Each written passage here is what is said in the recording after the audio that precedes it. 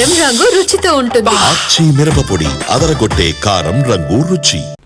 Medical మాఫియాకు హద్దులు లేకుండా పోతున్నాయి. వైద్యులు దేవునితో సమానమని జనం నమ్మొస్తే తాము ఏం చేసినా చెల్లుతుందనే రీతిలో మెడికల్ మాయగాళ్లు ప్రవహిస్తున్నారు. తాజాగా హైదరాబాద్ టెస్ట్ ట్యూబ్ సెంటర్ చేసిన నిర్వాహకం పవిత్రమైన వైద్య వృత్తిలో ఉండి వారు చేసి బాగోతాన్ని బయటపెట్టింది. అసలు ఆ టెస్ట్ ట్యూబ్ సెంటర్లో ఏం జరిగింది? పోలీసుల సోదాల్లో ఎలాంటి విషయాలు వెలుగు చూశాయి?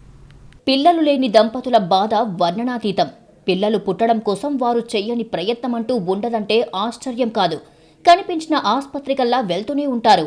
పూజలు, వ్రతాలు, నోములు చేస్తూనే ఉంటారు. కానీ పిల్లలు కావాలనే వారి సెంటిమెంట్ను మాత్రం మెడికల్ మాఫియా క్యాష్ చేసుకుంటోంది.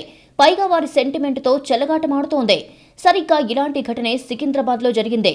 సృష్టికి ప్రతి సృష్టి చేస్తారని ఓ టెస్ట్ ట్యూబ్ బేబీ సెంటర్ను ఆశ్రయించారు ఆ దంపతులు. వారిని నిలువున మోసం చేసింది సృష్టి అనే టెస్ట్ ట్యూబ్ సెంటర్.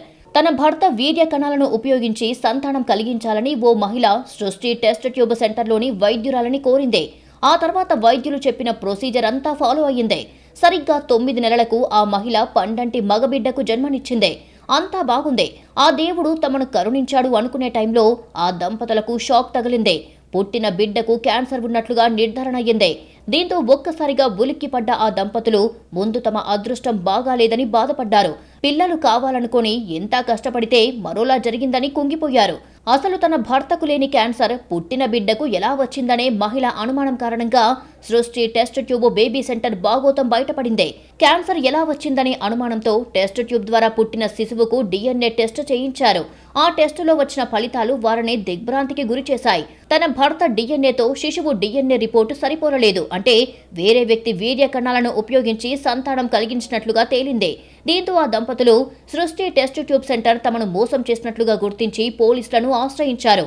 దంపతుల ఫిర్యాదు మేరకు సృష్టి టెస్ట్ ట్యూబ్ సెంటర్పై కేసు నమోదు చేశారు పోలీసులు. అంతేకాదు ఆ సెంటర్లో తనిఖీలు నిర్వహించారు.